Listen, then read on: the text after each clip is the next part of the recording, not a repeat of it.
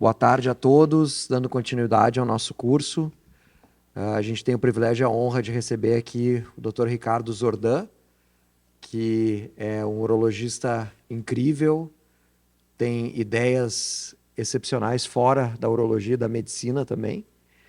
E ele é realmente um ator extremamente importante nesse projeto que está revolucionando a vigilância ativa, está revolucionando o manejo do câncer de próstata no Brasil, chama Vigia SUS. Então, Ricardo, realmente muito obrigado por ceder teu tempo, muito obrigado por estar aqui com a gente e a gente quer aprender a respeito desse projeto incrível que tu está liderando. Obrigado. Obrigado, André. Obrigado a todos. Acho que dá para usar esse aqui? Tá.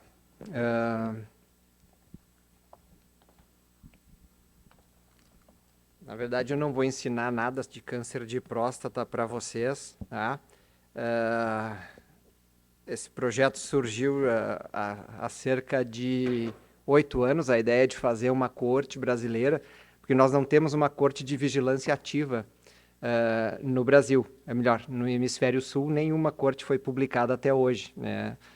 E eu vou mostrar para vocês como é o trabalho, mas antes eu quero mostrar alguns dados interessantes sobre vigilância ativa no mundo, né?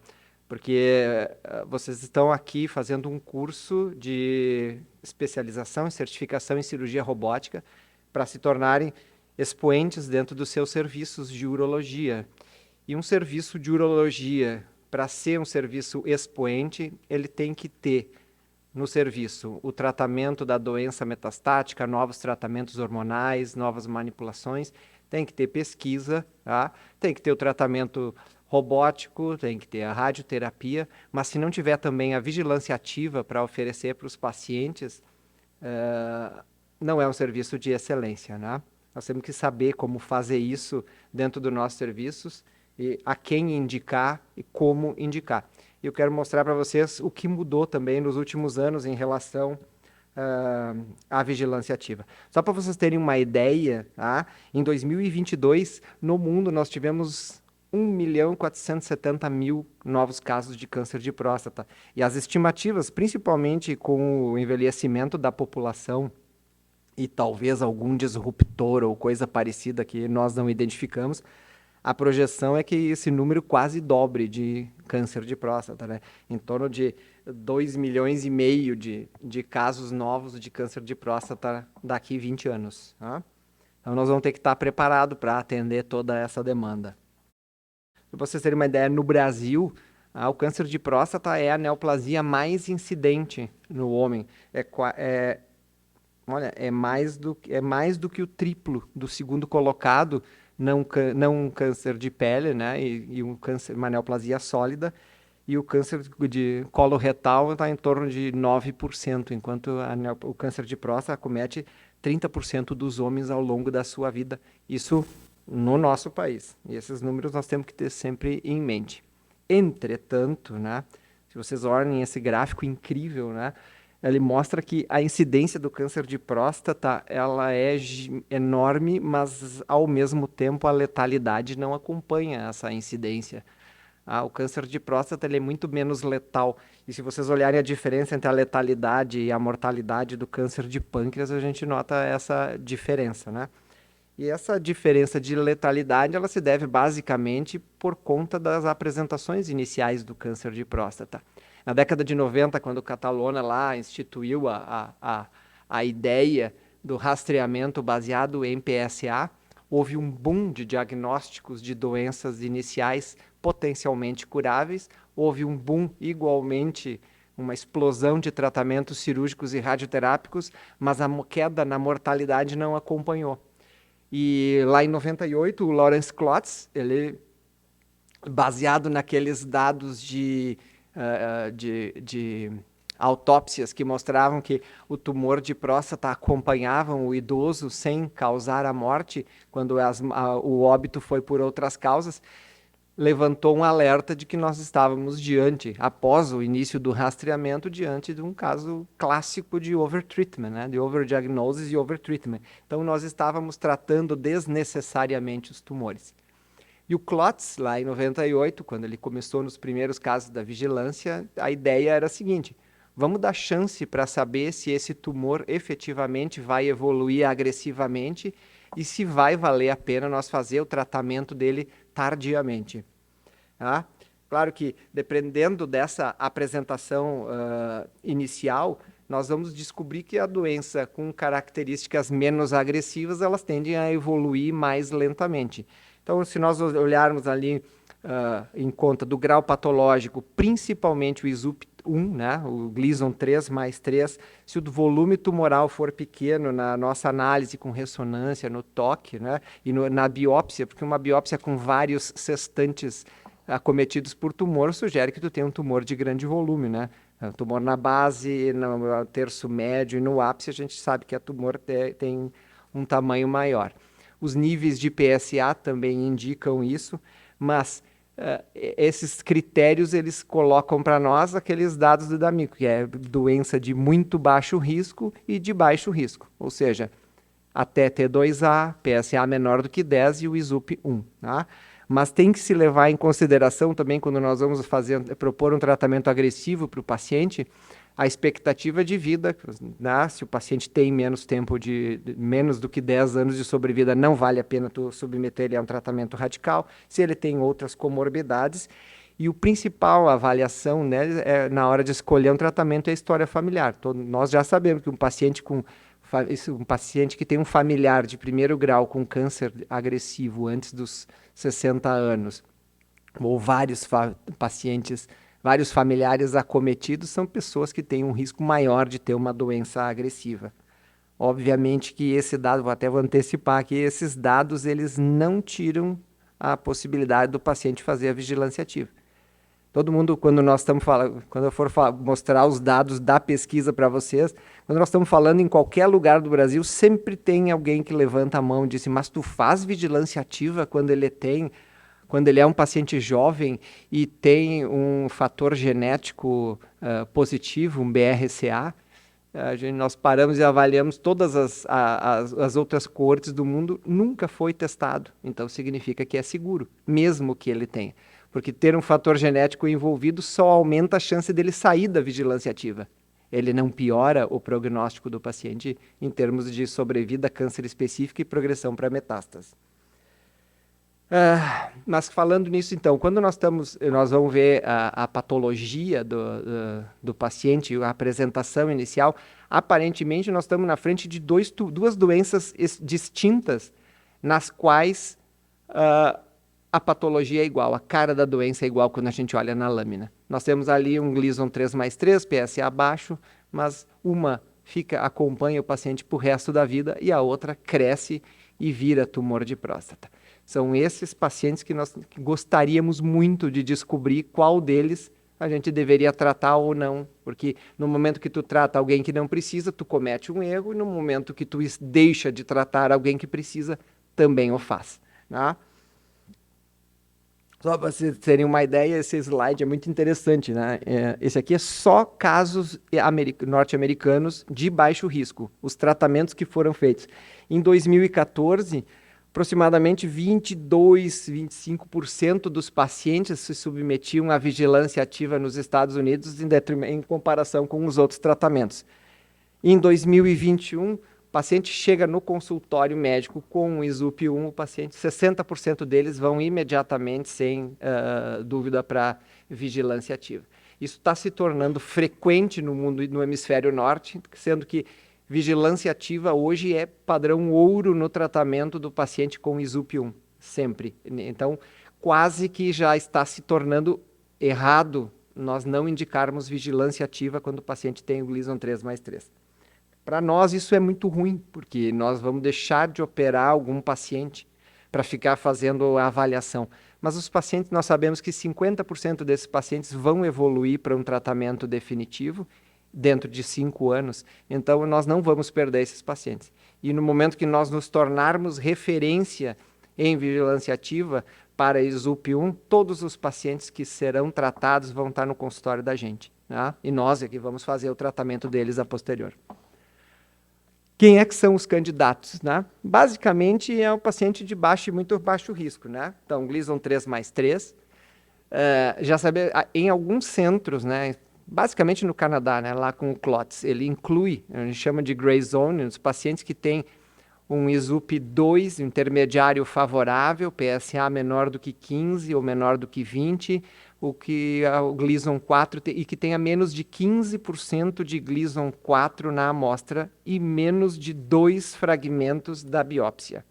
Uma coisa importante quando a gente fala de contagem de fragmentos da biópsia, nós temos que saber se o paciente faz biópsia por fusão. A área de fusão, mesmo que venha 15 fragmentos comprometidos, sempre conta como um só. Tá? Então, assim, não, ele tem 15 fragmentos, mas são 15 fragmentos da fusão. Então, tu tem que sempre lembrar que conta como um. Né? O tumor dele não tem que ser menor do que T2A, o PSA tem que ser menor do que 10, mas se ele tiver um PSA acima de 10A, a densidade do PSA tem que ser inferior a 0,15. Tá? E essa que eu acabei de falar, os casos selecionados de ISUP2. São os casos assim que pioram. Quem inclui ISUP2 são os casos que pioram as estatísticas da vigilância ativa do hemisfério norte. Tá? Bom, sempre os pacientes vão ser incluídos através do toque retal. Claro que, assim como no rastreamento, o toque retal vem sendo muito discutido se faz ou se não faz, na vigilância ativa ele ainda é padrão, embora alguns protocolos já estejam questionando, pois afastaria os pacientes do consultório, né? Mas enfim. A ressonância multiparamétrica da próstata, ela entra na avaliação para a progressão clínica. Ela não é fator de reclassificação para tratamento. Por exemplo, o paciente tinha um PIRADS 3, de repente se tornou um PIRADS 4. Isso não é motivo de tu fazer o tratamento, mas é um gatilho para tu fazer uma biópsia. São questões assim, a vigilância ativa, no momento que tu põe esse paciente na vigilância e ele vai fazer a avaliação semestral, ele só vai ser tratado radicalmente no momento que essa doença progredir. Ou seja, se o PSA subiu, se a ressonância piorou ou o toque piorou, e tu tem a sensação que a doença evoluiu, tu tem que fazer uma biópsia para comprovar que efetivamente houve uma progressão também na biópsia. Tá certo? Esses aqui são as cortes mais importantes do mundo. Lembrando que o Protect, que está aqui na 1, 2, 3, 4, 5, na quinta ali, ele não é vigilância ativa, eles chamam de observação vigilante. E aí eles incluíram pacientes de baixo, risco intermediário e risco alto também, e não era protocolo de vigilância, era protocolo de observação, eles não faziam nada. E os 3 braços em 5 anos tiveram resultados semelhantes na progressão da doença, né? Aqui também são os guidelines e as recomendações, né? Todos eles usam o PSA menor do que 10 e praticamente todos usam apenas ISUP1, né? O ISUP2 fica restrito lá com o CLOTS no Canadá. Essa aqui é uma meta-análise que compara, né, o risco intermediário e o risco favorável, né, quando a gente mostra que pacientes com risco intermediário, favorável ou não, têm pior desempenho quando nós fazemos vigilância ativa. Bom, como é que nós fazemos aqui, né? Essas aqui são todas as cortes e como as cortes trabalham. Nós trabalhamos como não existe um protocolo brasileiro ainda, né, nós fazemos avaliações semestrais clínicas com toque retal e PSA, né? E uma vez por ano ele tem ou ressonância magnética ou biópsia de próstata. Então, o paciente chega no consultório conosco ali na pesquisa com uma biópsia de próstata realizada em abril de 2024, a data base dele vai ser abril. Em outubro ele vai fazer uma consulta com toque PSA e em abril de 2025 ele vai fazer uma biópsia confirmatória. Também na entrada do protocolo ele faz uma ressonância, se ele já não tiver antes da biópsia. E na biópsia de 12 meses, confirmando que continua sendo ISUP1 e que a doença não progrediu e que a amostra foi adequada, o paciente vai fazer PSA em 1 ano e meio e uma ressonância depois em 2026, em abril de 26, outubro de 26, e aí uma ressonância e uma biópsia de próstata intercalado em cada ano, né? Então, assim, é uma biópsia a cada 2 anos. Ele não precisa fazer biópsia anual, como fazia Hopkins no início dos protocolos. Esse aqui, basicamente, é o nosso protocolo, né? A partir da data do diagnóstico é o mês 0 e depois, sempre de 6 em 6 meses, ele vai comparecer no consultório para fazer as reavaliações através de consulta clínica e exames de imagem e biópsia. Tá? E aí, aquilo que eu falei antes para vocês, os gatilhos da intervenção, né? Se o paciente tiver um PSA doubling time inferior a 3 anos, nós fazemos uma nova biópsia. Se o paciente tiver uma progressão clínica evidente, se tiver um aumento na ressonância, ele também vai para uma biópsia. E se houver progressão da doença, obviamente ele vai ser reclassificado para tratamento definitivo. Outras formas de reclassificação do paciente é o desejo. Tem gente que não aguenta saber que tem um tumor, tem gente que não quer saber de ficar fazendo biópsia, ou então o paciente que atingiu uma doença ou uma comorbidade que faz com que ele diminua a expectativa de vida. Aí esse paciente abandona a vigilância ativa, abandona o protocolo do Vigia SUS e vai fazer o watchful waiting, né? E aí no watchful waiting é aquela questão, nós vamos apenas basear a investigação e o tratamento de acordo com os sintomas e as coisas que aparecerem ao longo do tempo. Quais são os resultados preliminares? Bom, esse aqui, como é que funciona a pesquisa? Ela é um trabalho em que nós incluímos pacientes de ZUP1 em todo o Brasil. Né? O patrocínio da pesquisa ela é do Ministério da Saúde, em termos de valores, aproximadamente 20 milhões de reais. Nós temos aí 20 centros participantes em todas as regiões. Aqui no Rio Grande do Sul nós temos 4 hospitais. No Sudeste, casualmente, não temos no Rio de Janeiro, por algum motivo, e nem em Santa Catarina. Centro-Oeste, Norte e a maior parte no Nordeste. Né? Vocês podem ver ali o nome dos centros já capturando pacientes. Esse aqui, o nosso primeiro paciente, eu falei com ele hoje, né? Foi em agosto de 2022, e no momento nós estamos com atualizados hoje 287 pacientes. Tá? Aqui são os campeões de recrutar pacientes, né? O Hospital do Câncer de Barretos, tá? É o que mais recruta e com maior velocidade, porque aquilo lá é uma imensidão de gente, né? O nosso hospital, porque fomos o primeiro a começar a recrutar, e depois o Hospital Santa Isabel de Salvador e o Erasto, que é o hospital lá de Curitiba, né? Que é do Murilo, no centro que o Murilo Luz trabalhava, né? Agora ele foi para o Mount Sinai, em Nova York. Esse aqui é o tempo já de segmento que nós temos dos pacientes, né, que estão dentro do estudo, e cada uma bolinha dessas aí é um dos pacientes, e de acordo com essa tabela vai muito mais longe, mas ela vai ficando menorzinha pelo número de pacientes que vão diminuindo. A idade mediana de 66 anos, tá? A mediana de PSA 5,22 e a mediana de PSA densidade de 0,12. Esse aqui é o dado mais interessante até o momento, né? Foi o que chamou a atenção. Nós publicamos no BMC Urology o protocolo, e há cerca de 4 meses nós fomos contactados pelo Uro Today da AUA para falar sobre o nosso estudo e principalmente sobre esse dado, né? Nós temos 42%, e 2 indígenas, né? 42% de não brancos. E isso alertou a AUA por conta que a corte do hemisfério norte que mais tem não brancos é lá em Miami, com 9,5%. E existe aquela grande dúvida, né, que negros não deveriam se submeter à vigilância ativa, pois são pacientes que têm um início mais precoce e mais agressivo, né, do câncer de próstata. E o Ballantine Carter, que era o cara que coordenava a corte da Hopkins, hoje ele está na Vanderbilt, ele escreveu um artigo recentemente questionando que se esse efeito da raça negra no câncer de próstata não seria decorrente de fatores sociais, de dificuldade de acesso aos serviços de saúde. Se nós olharmos a corte da Hopkins, eles têm 6,5% de não brancos, e provavelmente Baltimore seja a cidade que tenha mais negro nos Estados Unidos. Como é que tem tão poucos incluídos, né?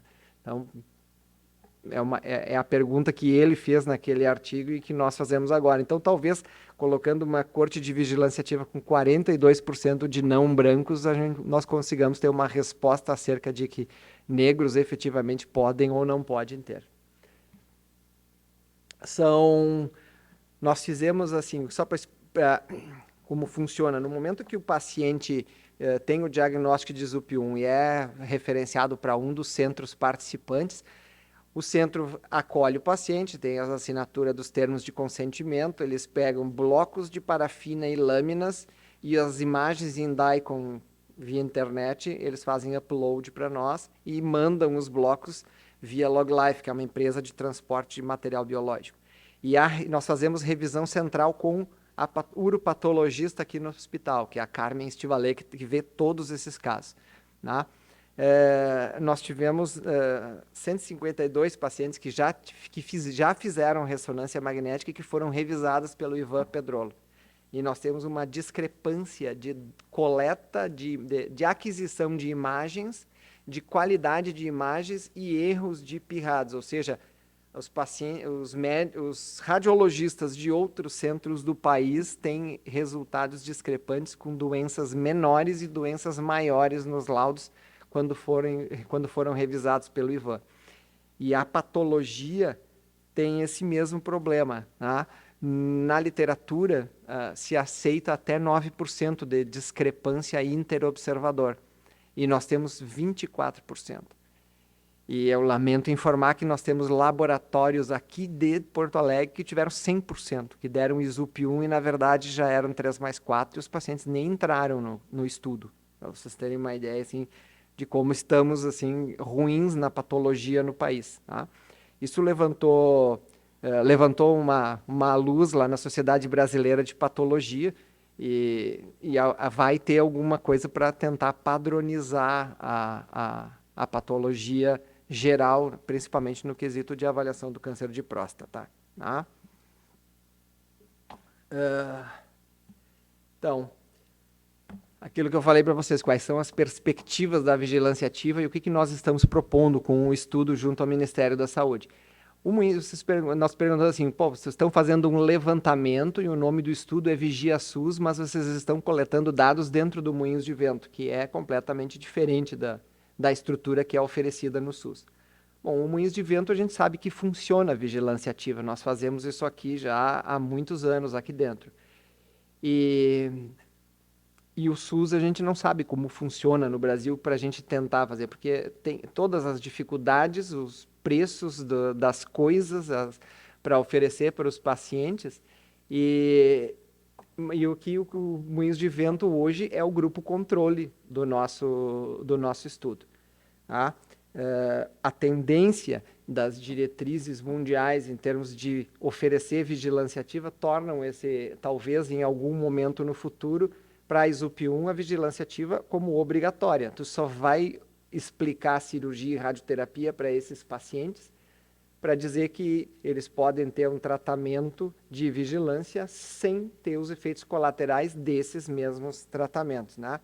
E como no Brasil não tem uma diretriz geral, o objetivo do estudo, além de ser uma corte do Hemisfério Sul e do Brasil para publicação, é oferecer também uma diretriz brasileira de como que deve ser feito isso dentro do SUS. Nós temos sempre que lembrar, por exemplo, tem um paciente que mora no interior do Sergipe e que ele não consegue nem consultar em Aracaju, ele tem que ir até Salvador, tem que pegar um barco, um ônibus, esse cara vai conseguir ir de 6 em 6 meses fazer o tratamento? Será que nós não vamos perder a chance de curar caso ele progrida a doença e ele não possa mais comparecer? Mesma coisa num paciente do SUS de São Borja que só consegue consultar em Porto Alegre. São questões que devem ser levantadas. Bom, esse sem dúvida nenhuma, sobre vigilância ativa, é o maior estudo já realizado na América Latina. Talvez no Brasil seja o maior estudo de câncer de próstata já realizado sem o apoio da indústria farmacêutica, né? E nós queremos estudar também o impacto da vigilância ativa dentro do SUS, o impacto financeiro. Como assim?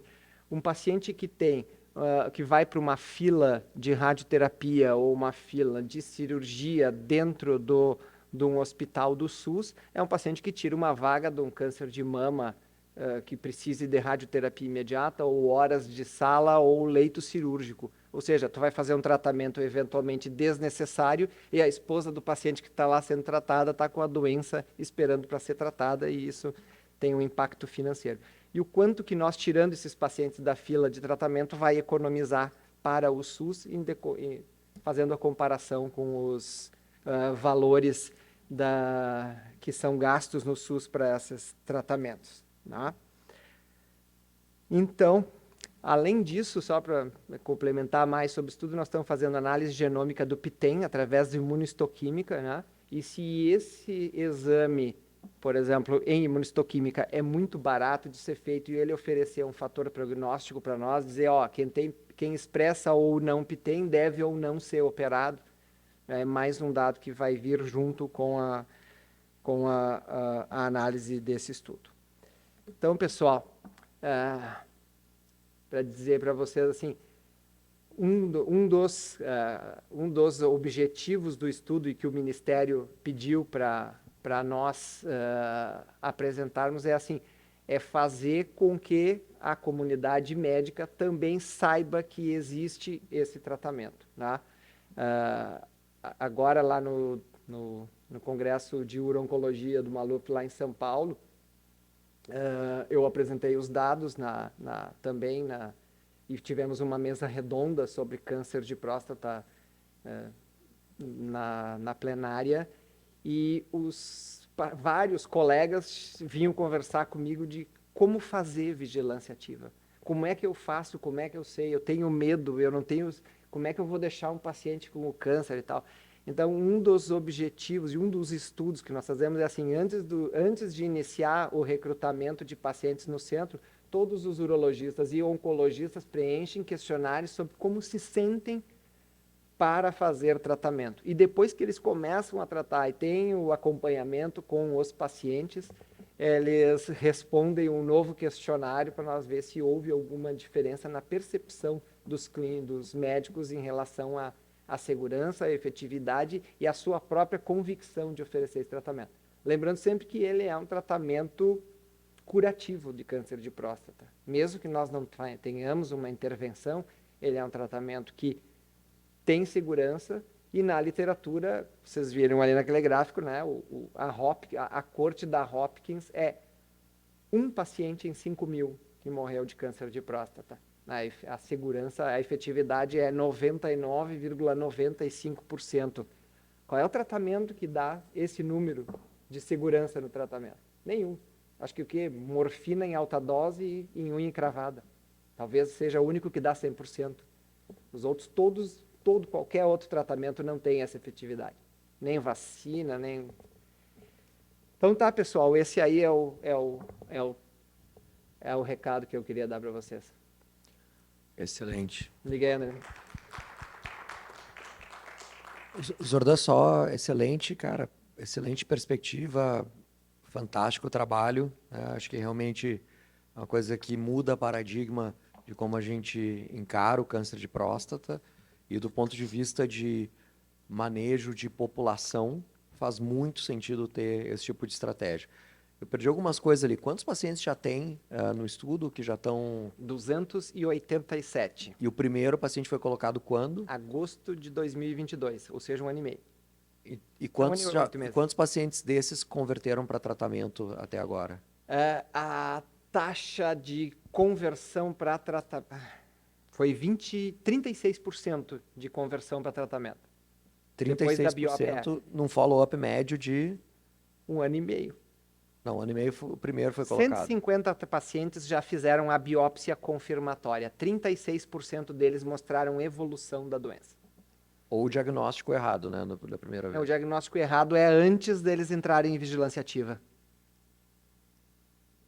Nós fazemos a biópsia, nós revisamos a biópsia com a Carmen e ela diz, esse aqui não é ISUP 1, é ISUP 2 ou ISUP 3, como já tivemos. esse paciente não entra na corte, ele é excluído do estudo. Não, beleza. É que às vezes não é um erro da patologia, mas é um erro da amostragem. Da né? amostragem, Exato. sim.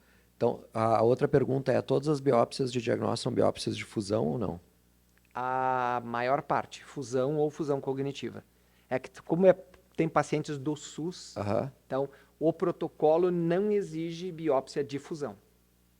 Talvez esse seja um problema, né? Para poder colocar todos no mesmo saco. É que a biópsia de fusão, né, ela aumenta a chance de tu detectar o tumor clinicamente significativo. Exato. Né? Então Exatamente.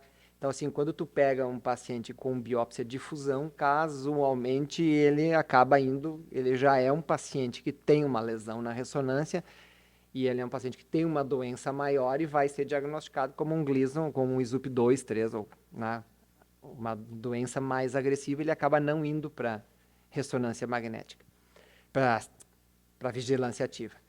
A ressonância magnética, ela é um instrumento que a partir de novembro de 2019 ela se tornou uma espécie de, entre aspas, inimiga da vigilância ativa.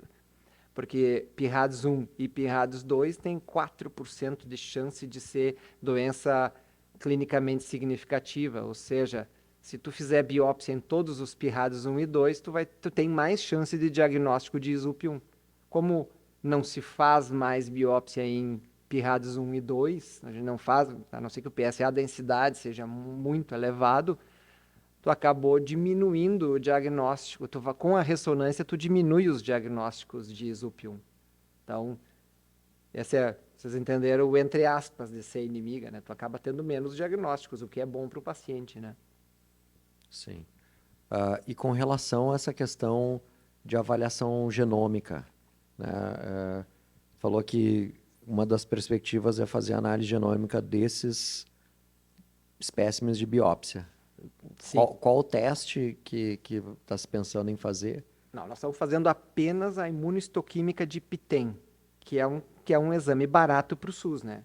Se for para passar, nós queríamos colocar um Decipher, mas obviamente que o Ministério não aprovou na pesquisa usar, porque eles nunca vai ser usado um Decipher no SUS, né?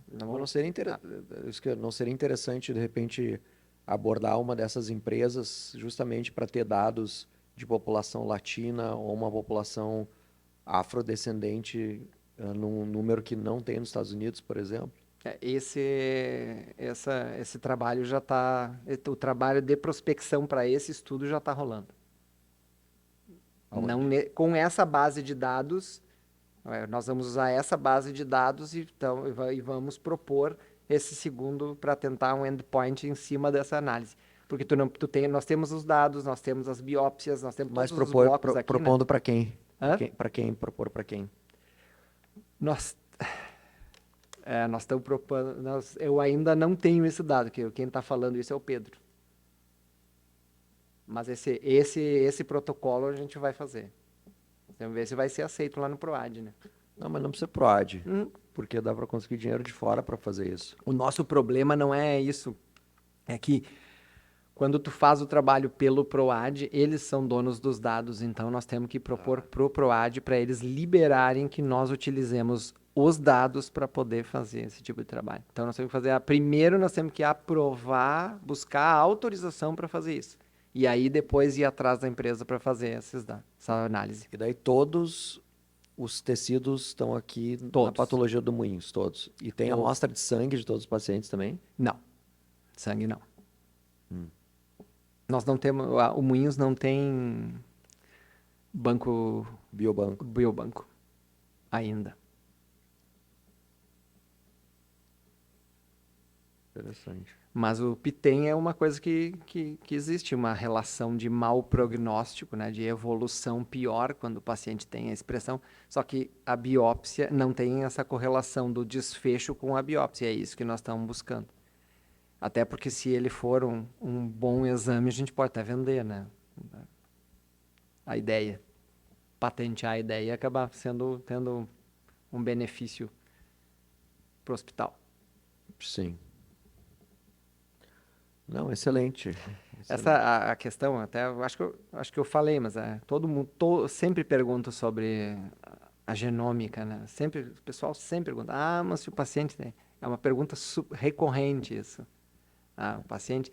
Aí a gente olha as cortes, nunca foi testado. Em 98 não se testava, em 99, em 2001. Então, todas essas cortes que estão aqui, não tinha nem ressonância, né? Se a gente olhar o protocolo da Hopkins, cara, é muito agressivo. O paciente biópsia todo ano. E quem já esteve lá e viu eles fazendo biópsia, não sei que os pacientes não saem correndo lá. Mas enfim. Excelente. Alguma questão a mais, pessoal? Alguém tem alguma pergunta? Em 1 ano e meio houve 30% de indicação de cirurgia. Sim. Isso é o normal. Esse é um dado normal, Décio, da vigilância ativa. O primeiro ano é o que tem maior taxa de reclassificação para tratamento. Tá? Ou por progressão, efetivamente progressão da doença, ou porque foi mal amostrado, né, na amostra inicial. Por isso que se faz a chamada biópsia confirmatória. Tu tem que repetir a biópsia entre 6 e 18 meses. Né? A maior parte dos protocolos coloca 12 meses, tu tem que repetir a biópsia. Porque não é fidedigno, né? Mas nós sabemos que em 12 meses, um paciente que tem SUP1 PSA abaixo, a doença não progride a ponto de perder o paciente por progressão grave da doença, né? A outra...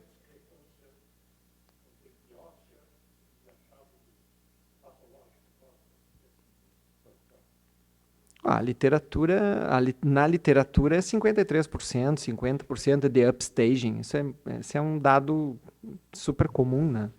Já é bem estabelecido, tu faz uma biópsia, tu vai para cirurgia, é comum haver um upstaging. Mas isso classicamente não altera os desfechos, né? Os números dos desfechos, né? Inclusive da vigilância ativa. A outra coisa seria interessante, né, que daria para fazer para checagem dos dados, né, e até isso não tem em corte de vigilância ativa, é utilizar aquele software de inteligência artificial, o PAGE, para a gente... Isso não precisa fazer muita coisa, é só Não pegar as lâminas e escanear com o PAGE para ver se tem, enfim, né, concordância com as revisões da Carmen. Mesmo que tiver, né, uma das coisas que diminui é o tempo de leitura das lâminas, né? Então, isso diminui em mais de 70% o tempo de leitura das lâminas. E tu chegaste a ler o artigo da inteligência artificial comparando radiologista versus inteligência artificial na ressonância? Não, esse artigo sim. Saiu agora, essa semana. Né? Esse artigo sim, mas eu estou falando da patologia em si. Sim. Né? Tu já viu o PageS funcionando? Já. Demora 10 segundos para ler uma lâmina. É então, muito rápido. Podia pegar esse corte e alguns desses pacientes, seja, sei lá, 100 pacientes, rodar isso.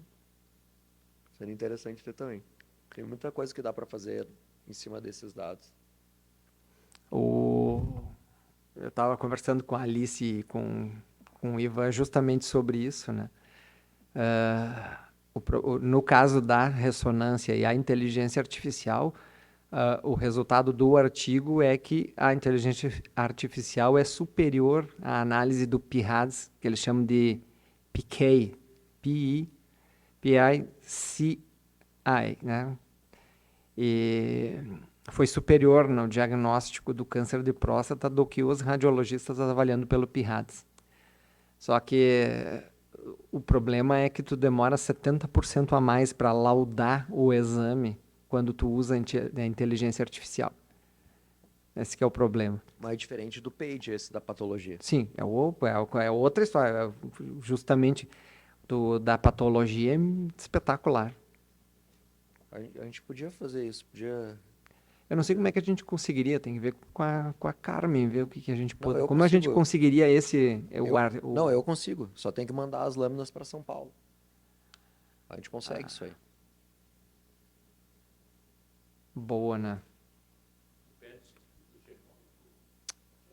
Eu peço, para os pacientes que eu coloco em vigilância, eu peço. Só que a questão da limitação aqui é o custo, né? Porque para a gente fazer o estudo que está mais disponível para a gente, que é o Prolaris, custa 17, 18 mil reais. Daí as lâminas vão para os Estados Unidos. Nenhuma análise é feita aqui. Acho que o Instituto Patologia faz o Prolaris, não faz eles mais. mandam, Não, eles fazem. mandam, né? Mas o local é 17 pau, 17 mil.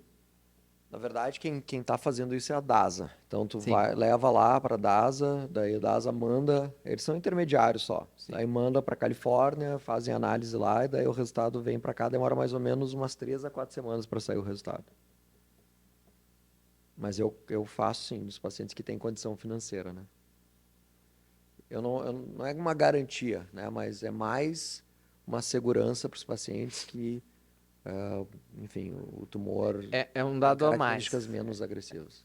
É um dado a mais.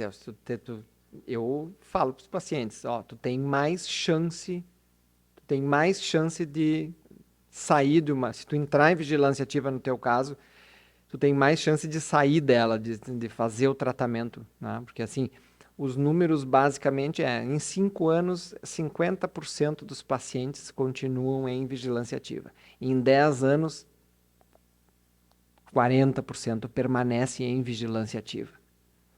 Então, ou seja, ficou 10 anos. O caso, o que eu conto sempre, assim, eu até conto para os pacientes, né? Eu uso alguns exemplos, assim. Quando eu vou falar sobre a diferença do câncer, da agressividade do câncer de próstata, eu falo que o câncer de próstata é um bandido, né? Tu tem, desse lado aqui, o pé de esponja lá da praia, que é o cara que tá todo mundo comendo churrasco lá atrás na grama e ele passa na tua casa, entra no portão e leva as camisetas do varal. Ah, talvez não ofereça risco nenhum. Né? No outro extremo, tu tem aquele cara que desce do morro lá, com 4 dentro do carro, com as metralhadoras para fora. Quando tu te virou, tu já tomou um tiro na testa. Tá?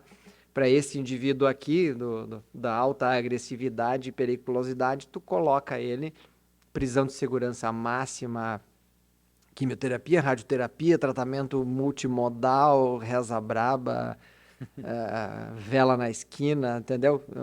E pro bandidinho esse que só levou as camisetas, tu tranca o portão e fica de olho na rua. E se esse cara resolver bater na tua porta armado, bom, aí esse cara tem que ir preso, né? Porque aí aumentou a periculosidade do cara que só roubava a camiseta. Se ele continuar pegando camiseta dos outros por ali, não, a gente fica só de olho ainda, né?